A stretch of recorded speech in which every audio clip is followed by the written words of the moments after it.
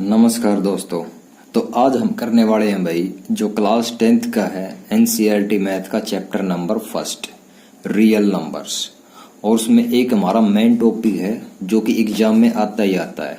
ठीक है, तो वो टॉपिक कौन सा है? Euclid division lemma. ठीक है, और इसी से बनेगा हमारा यूक्लिड डिवीजन एल्गोरिथम। ठीक है, तो पीकेबी मैथ्स कंपनी में आप सभी का स्वागत है। तो आते हैं मेन पॉइंट के ऊपर। क्या है हमारा main point? Euclid division lemma, या फिर आप बोल सकते हो इसको, इसी से यूक्लिड डिवीजन लेमा से बनेगा हमारा यूक्लिड डिवीजन एल्गोरिथम। ठीक है, तो इसके लिए हमने क्या कुछ करना पड़ेगा भाई? इसके लिए हमने देखो, वैसे तो सीख चुके आप थर्ड और फोर्थ क्लास में, तीसरी और चौथी क्लास में आप सीख चुके हो इसको।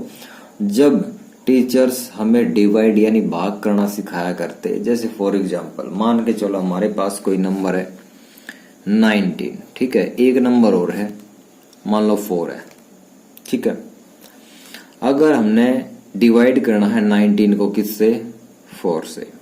तो करके देखो, अगर 19 को हम डिवाइड करें 4 से, 4 4 जा कितना होता है?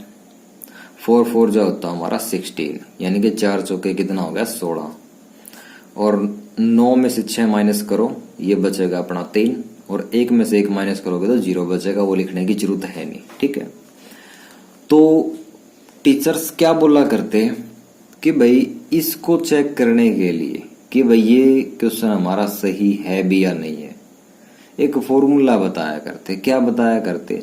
जो डिविडेंड है ना अंदर वाला, उसको लेफ्ट साइड रखा करते, यानी कि 19 19 इक्वल, और जो डिवाइजर है उसको राइट साइड में लिखा करते, और डिवाइजर की मल्टीप्लाई कर दिया करते किसके साथ?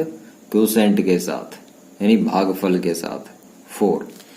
और उसमें ऐड किया करते जो रिमाइंडर आता था ना हमारा, अभी जो रिमाइंडर आया है वो 3 है, जो शेषफल आया है वो हमारा कितना है? 3 है। इसको ऐड कर दिया करते। ठीक है, उसके बाद चेक किया करते क्या जो लेफ्ट साइड में है वही राइट साइड में है। देखो 400 की यानी 4 4 का कितना हो गया अपना? 16 16, और प्लस 3 16, और 3 को अगर ऐड करेंगे तो क्या आ जाएगा अपना? 19 आ जाएगा। ठीक है, इससे हमारा ये प्रूफ हो जाता था, ये साबित हो जाता था कि हमारा जो भाग किया हमने, डिवाइड किया है, वो बिल्कुल करेक्ट है।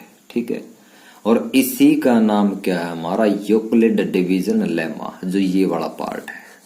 ठीक है, बस इसका नाम नहीं बताया टीचर्स ने, हम पढ़ पहले ही चुके हैं भाई। ठीक, उसके बाद देखो इसको लिखोगे कैसे? जनरली इसको आप लिखोगे a is equal to b multiply q plus r। ठीक है, ये a क्या है यहां पर लिख लो, a है हमारा डिविडेंड। ठीक है, और q उससे पहले b भी है, तो b क्या है? b हमारा है डिवाइजर। ठीक है, और उसके बाद है q क्या है हमारा? क्वोशेंट। ठीक है, और उसके बाद है r है हमारा रिमाइंडर।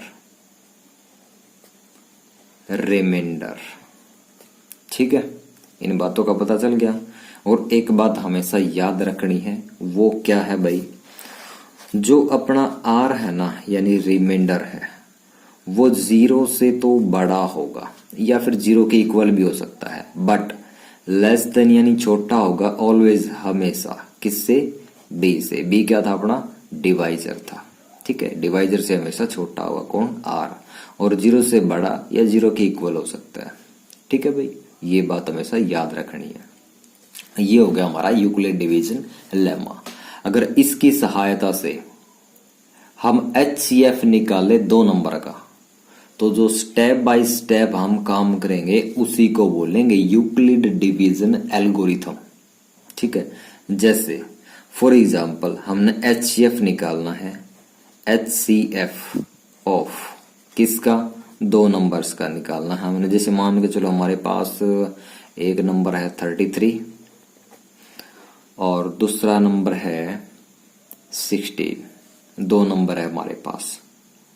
ठीक है, तो जो बड़े वाला नंबर है उसको हमने डिवाइड कर देना है किससे, छोटे वाले नंबर से। स्टेप बाय स्टेप जो काम करते हैं ना उसी को यूक्लिड डिवीजन एल्गोरिथम बोलते हैं। ठीक है, तो चलो देखो 33 को अगर हम डिवाइड कर दें किससे, 16 से, तो क्या हो जाएगा, 16 2 जाए यानी 16 दूनी कितना होता है, 32 होता है भाई। यहां पर 2 जा लिखेंगे, 16 दूनी, ठीक है, 32 यानी 32। और ये 3 में से 2 को माइनस करोगे तो 1 बचेगा, 3 में से 3 माइनस करोगे तो बचेगा 0। वो लिखने की जरूरत है नहीं। ठीक है, अब इसको साइड में कैसे लिखोगे, यूक्लिड डिवीजन लेमा के अकॉर्डिंग जो डिविडेंड है वो यहां पर लिखेंगे, इज इक्वल टू जो डिवाइजर है वो यहां पर लिख दो राइट साइड में, और मल्टीप्लाई में कर दो क्वोशिएंट, और प्लस में करेंगे रिमाइंडर आया अपना 1। ठीक है, नेक्स्ट स्टेप क्या है, जो डिवाइजर था उसको डिविडेंड बना दो, यानी कि यहां पर लिख दो। क्या था डिवाइजर 16, तो ये हमने यहां पर लिख दिया। तो 116 जाए यानी कि 1 और 16 की मल्टीप्लाई कर दोगे तो हमारा 16 ही आ जाएगा। ठीक है, 116 जा 16। अब क्या आ गया अपना 0। तो ये प्रोसेस जब तक चलता जाएगा जब तक रिमाइंडर हमारा 0 नहीं आ जाता। तो इसको फिर से लिख लो, डिविडेंड हमारा 16 है, इज इक्वल टू, और जो डिवाइजर है वो 1 है, और मल्टीप्लाई में क्वोशिएंट हमारा 16 आया है, और प्लस रिमाइंडर क्या आया है 0। ठीक है, अब जो लास्ट हमारा डिवाइजर था ना ये वाला, ये ही हमारा HCF होगा। ठीक है, यानी HCF ऑफ 33 एंड 16 ये हो जाएगा 1। ठीक है, तो उम्मीद करते हैं दोस्तों ये Euclid division lemma real numbers chapter number 1 class 10 आपको अच्छे से समझ में आया होगा, और इसी प्रकार स्टेप बाय स्टेप हम पार्ट्स डालते रहेंगे इसी चैप्टर के। ठीक है, सबसे पहले मेन पॉइंट्स करेंगे, उसके बाद आएंगे क्वेश्चंस के ऊपर। सिर्फ 2 ही एक्सरसाइज है इसके अंदर, छोटी छोटी हैं बिल्कुल इजी सी। ठीक है, और सारा का सारा आप देखना।